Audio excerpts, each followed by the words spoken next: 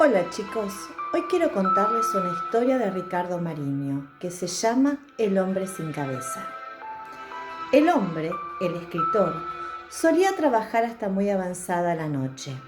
Inmerso en el clima inquietante de sus propias fantasías, escribía cuentos de terror. La vieja casona de aspecto fantasmal en la que vivía le inspiraba historias en las que inocentes personas, distraídas en sus quehaceres, de pronto conocían el horror de enfrentar lo sobrenatural. Los cuentos de terror suelen tener dos protagonistas, uno que es víctima y testigo y otro que encarna el mal. El malo puede ser un muerto que regresa a la vida, un fantasma capaz de apoderarse de la mente de un pobre mortal, alguna criatura de otro mundo que trata de ocupar un cuerpo que no es el suyo, un hechicero con poderes diabólicos. Un escritor sentado en su sillón frente a una computadora a medianoche, en un enorme caserón que solo él habita, se parece bastante a las indefensas personas que de pronto se ven envueltas en esas situaciones de horror. Absorto en su trabajo, de espaldas a la gran sala de techos altos, con muebles sombríos y una lúgubre iluminación, bien podría resultar él también una de esas víctimas que no advierten a su atacante sino hasta un segundo antes de la fatalidad. El cuento que aquella noche intentaba crear Luis Lotman, que así se llamaba el escritor, trataba sobre un muerto que al cumplirse 100 años de su fallecimiento regresaba a la antigua casa donde había vivido, o mejor dicho, donde lo habían asesinado. El muerto regresaba con un cometido: vengarse de quien lo había matado. ¿Cómo podía vengarse de quien también estaba muerto? El muerto del cuento se iba a vengar de un descendiente de su asesino. Para dotar el cuento de detalles realistas, el escritor se le ocurrió describir su propia casa. Tomó un cuaderno, apagó las luces y recorrió el caserón llevando unas velas encendidas. Quería experimentar las impresiones del personaje, víctima, ver con sus ojos, percibir e inquietarse como él. Los detalles precisos dan a los cuentos cierto efecto de verosimilitud. Una historia increíble puede parecer verdad debido a la lógica atinada de los eslabones con que se va armando y a los vívidos detalles que crean el escenario en que ocurre. La casa del escritor era un antiquísimo caserón heredada de un tío, hermano de su padre, muerto de un modo macabro hacía muchos años. Los parientes más viejos no se ponían de acuerdo en cómo había ocurrido el crimen, pero coincidían en un detalle: el cuerpo había sido encontrado en el sótano sin la cabeza. De chico, el escritor había escuchado esa historia decenas de veces. Muchas noches de su infancia las había pasado despierto, aterrorizado, atento a los insignificantes ruidos de la casa. Sin duda, esa remota impresión influyó en el oficio que Lotman terminó adoptando de adulto. Proyectada por la luz de las velas, la sombra de Lotman, reflejada en las altas paredes, parecía un monstruo informe que se moviera al lento compás de una danza fantasmal. Cuando Lotman se acercaba a las velas, su sombra se agrandaba ocupando la pared y el techo. Cuando se alejaba unos centímetros, su silueta se proyectaba en la pared sin la cabeza. Ese detalle lo sobrecogió. ¿Cómo podía aparecer su sombra sin la cabeza? Tardó un instante en darse cuenta de que solo se trataba de un efecto de la proyección de la sombra. Su cuerpo aparecía en la pared y la cabeza en el techo, pero la primera impresión era la de un cuerpo sin cabeza. Anotó en su cuaderno ese incidente, que le pareció interesante. El protagonista camina alumbrándose con las velas y, como algo premonitorio, observa que en su sombra falta la cabeza. El personaje no se asusta, es solo un hecho curioso.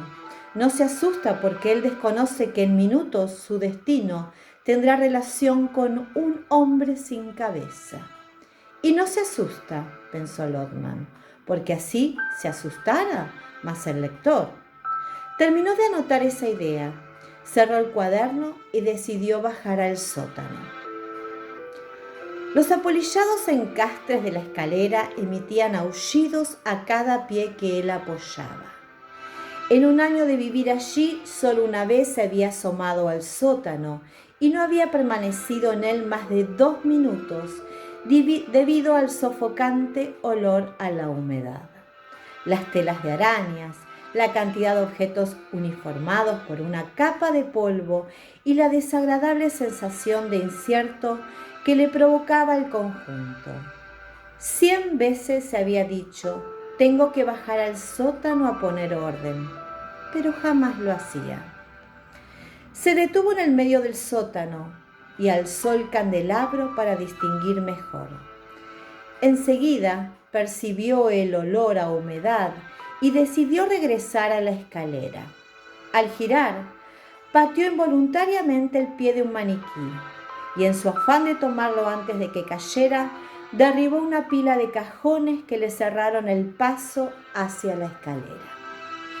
Ahogado, con una mueca de desesperación, intentó caminar por encima de las cosas, pero terminó trastabillando. Cayó sobre el sillón desfondado y con él se volteó el candelabro y las velas se apagaron. Mientras trataba de orientarse, Lotman experimentó, como a menudo les ocurría a los protagonistas de sus cuentos, la más pura desesperación. Estaba a oscuras, nerviosísimo, y no encontraba la salida. Sacudió las manos con violencia tratando de apartar telas de araña, pero éstas quedaban adheridas a sus dedos y a su cara. Terminó gritando, pero el eco de su propio grito tuvo el efecto de asustarlo aún más. ¿Quién sabe cuánto tiempo le llevó dar con la escalera y con la puerta, cuando al fin llegó a la salida?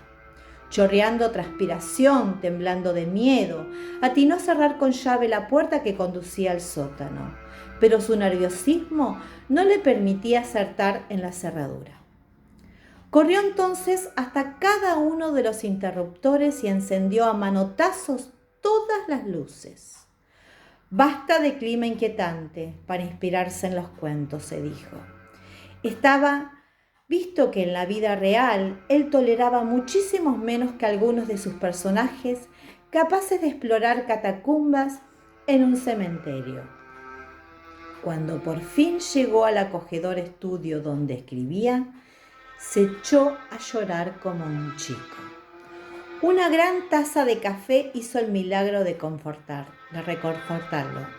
Se sentó ante la computadora y escribió el cuento de un tirón. Un muerto sin cabeza salía del cementerio en una espantosa noche de tormenta. Había despertado de su muerte gracias a una profecía que le permitía llevar a cabo la deseada venganza pensada en los últimos instantes de su agonía: asesinar, cortándole la cabeza a la descendencia, al hijo de quien había sido su asesino, su propio hermano. Cuando el escritor puso el punto final a su cuento, sintió el alivio típico de esos casos. Se dejó resbalar unos centímetros en el sillón, apoyó la cabeza en el respaldo y cerró los ojos. Ya había escrito el cuento que se había propuesto hacer. Dedicaría el día siguiente a pasear y a encontrarse con algún amigo a tomar un café. Sin embargo, de pronto tuvo un extraño presentimiento. Era una estupidez, una fantasía casi infantil, la tontería más absurda que pudiera pensarse. Estaba seguro de que había alguien detrás de él. Cobardía o desesperación, no se animaba a abrir los ojos y a volverse para mirar. Todavía con los ojos cerrados, llegó a pensar que en realidad no necesitaba darse vuelta. Delante tenía una ventana cuyo vidrio, con esa noche cerrada, funcionaba como un espejo perfecto.